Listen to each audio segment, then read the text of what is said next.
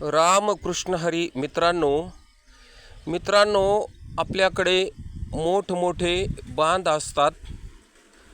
या बांधाचा उपयोग काहीही नसतो।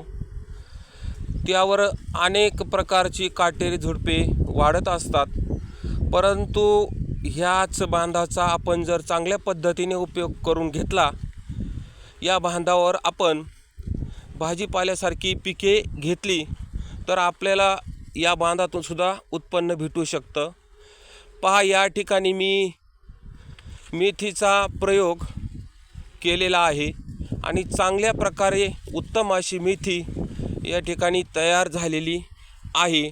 या मेथीला आतापर्यंत कुठलंही तणनाशक किंवा खत मी या ठिकाणी टाकलेलं नाही। अशी सुंदर अशी मेथी या ठिकाणी तयार होत आहे आणि मध्ये मध्ये बांधाला नारळाची झाडे आहेत। पहा, हा पहिला टप्पा या ठिकाणी संपलेला आहे आणि दुसरा टप्पा या ठिकाणी सुरू झालेला आहे।